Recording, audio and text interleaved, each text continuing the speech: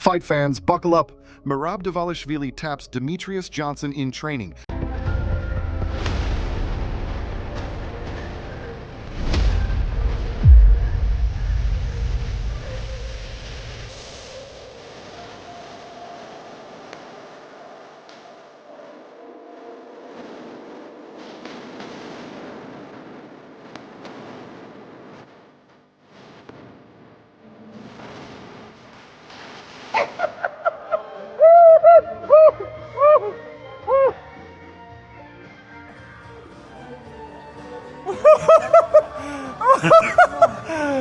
And why that clip matters beyond the tap.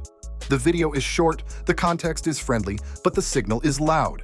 Merab Dvalishvili catching a submission on Demetrious Mighty Mouse Johnson in a training round. Nobody sane reads a gym moment like a sanctioned result. Mighty Mouse is one of the most complete fighters ever to lace 4-ounce gloves, but it does underline what Merab is right now, a momentum machine with chain grappling that travels to any room. You see his trademark persistence, entries that don't stop at the first sprawl, mat returns the instant a partner posts, a pace that cooks people slowly while still threatening snaps and strangles. The tap is just punctuation. The message is the engine. Merab's game is built to force hundreds of little losing decisions out of elite foes. If he can threaten submission layers on top of that volume and control, his already dominant style becomes downright suffocating. For fans, it's also a reminder of what makes crossroom training special. Greats sharpening greats, iron on iron, egos left in the parking lot. Training tap or true tell? After seeing Merab catch Mighty Mouse, do you think his submission game is underrated or just a gym moment? Drop your take. Plus, who gives Merab the toughest title defense? Then hit subscribe and tap the bell so you don't miss the next room leak. Paddy Pimblett swings at Ilia Topuria and at the Bernabéu for a title date in enemy territory. Paddy did what Paddy does, turned a call-out into a show. He says he'll fight Ilia Topuria whenever, wherever, and he meant wherever, at the Santiago Bernabéu in Madrid. I want to fight Ilia whenever, wherever. I'd love to come to Bernabéu and punch your face in. You know what I mean? Do it in Spain in front of your fake countrymen because you're really German. You know what I mean? I'd love to come and punch your face in front of 90,000 people in the Bernabéu in enemy territory for me because the Bernabéu is a shithole. Then he laced it with a shot only a Liverpool diehard would love, calling the stadium a shot hole, questioning Ilia's national identity and promising a finish via kicks and knees and elbows or a top-game elbow storm. Underneath the theater is a tactical promise. He won't walk into a straight-up boxing match the way Charles Oliveira did. He respects Topuria's hands too much for that. His read is that once he's on top, Ilia won't get back up. Set aside the soccer banter and look at the strategy. If Paddy wants that fight, he has to make Topuria reset constantly, interrupt the champion's pocket rhythms, widen exchanges with kicks before entries, and force scrambles where height, hips, and elbows can do dirty work. He also believes the rivalry has already rented space in Ilia's head, that an emotional Topuria becomes a hittable Topuria. Whether that's insight or wishful thinking is the question, but this is how title demand is built in 2025. Not just with rankings, with venue vision. When you dare your rival in his cathedral, people listen. If you wanted a live-action definition of being game, watch Mateusz Gamrot's reaction the instant he realized the Oliveira fight was real. Patrz to, kurwa, co tu się odjebało? Kurwa!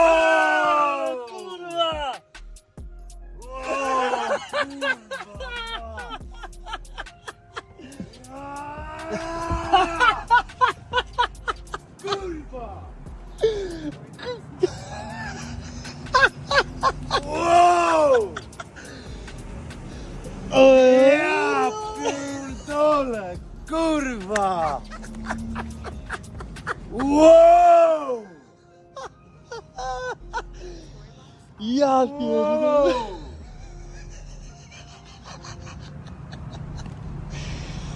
Oh!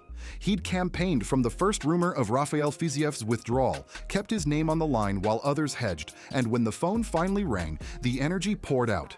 Joy, gratitude, and a crackle of nerves that only the biggest nights can summon.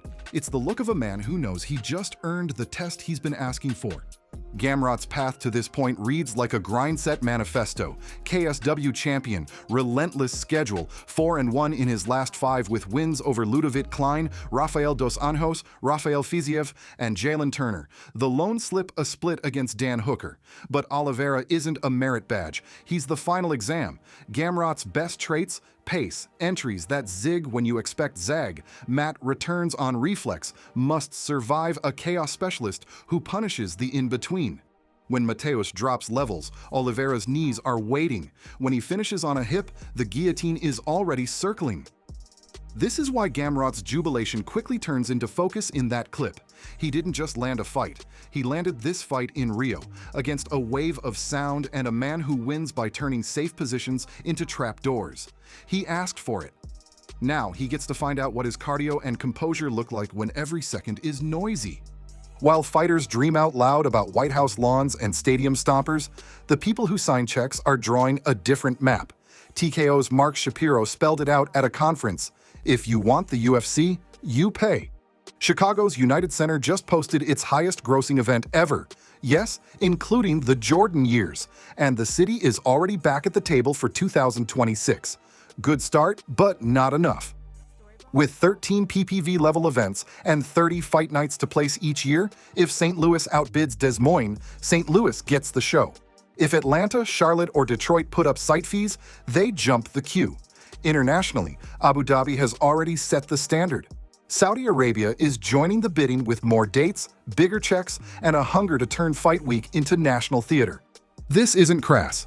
It's the business model every major property now runs. Like F1, the UFC is selling a traveling spectacle. Cities buy 2 things at once: a world feed that sells their skyline, and a week of hotel nights, dinners, and headlines that ripple through local economies. For fans, it's bittersweet. Pure fight romantics pine for the right city based on history or fairness.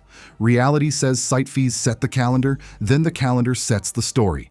That's how you get the Sphere. That's how you get Paris. That's how you'll get more Middle East nights. And if your town wants a return date after breaking records, break the bank too. Sean O'Malley laid out a path that actually scans. If Cory Sandhagen beats Merab Dvalishvili on October 4, and if Sean grabs a win inside 4 to 5 months, he sees a title fight against Cory landing perfectly in that June-July UFC White House window. Yeah, so who main events that? I definitely would absolutely love to be on that card. A lot of people say you versus Cory would be super for that. Yeah, God, Cory versus Merab. I'm so curious, dude. I'm so curious how that fight plays out. But the White House card, yeah, I mean, Cory goes out there, wins. I beat whoever's next. That's interesting. That could be, but regardless, I want to fight within the next 4 or 5 months, whatever it is. And then I'll also be ready for that because they said it could be June. Could be International Fight Week, said it could be July. So if I can get one in early next year, end of this year, one of the two, count me in. I want to be on that card. He's realistic about the variables. Says the call could be June or International Fight Week. Says he'll be ready either way. But the hinge is clear. Sandhagen has to dethrone the grinder who dominated O'Malley twice. Sean's split brain read on the matchup is honest. Part of him expects a Merab clinic. Grab, mat return, repeat. Part of him thinks Sandhagen's hunger and problem-solving can flip the script. Either way, O'Malley wants back in the title picture and wants it on a stage you tell your grandkids about. What's refreshing is the respect for sequencing. O'Malley isn't shouting for immediate coronation. He's asking to fight soon, stay sharp, and be present if the belt flips. Merab's gym tap on Mighty Mouse is a micro-story that hints at macro truths. When your pressure game is humming, even legends can get stuck in your gears. Paddy Pimblett's Madrid manifesto is half theater, half tactics, and exactly the kind of audacity rivalries feed on. Call out the champion, call out his house, promise violence in front of his people. Mateusz Gamrot's reaction video is why fans love this sport at its core. Ask for the biggest risk, get it, feel it, and then chase it anyway. The site fee sermon from TKO is the reminder that the Octagon is also an industry, break records, buy the show, host the week. And Sean O'Malley's White House flowchart shows a contender thinking like an operator. Identify the hinge fight, win your keep busy, and be ready the minute the bracket turns. If you wanted one sentence to cover all of it, The sport is picking who shows up where and who shows up when, in gyms, in cities, on lawns, and the ones who match courage with timing are the ones the story remembers. Rio locks in Oliveira versus Gamrot. Who wins and how? Drop your winner plus method plus round below, then hit subscribe and tap the bell so you don't miss the first stare down in Brazil and the next White House domino.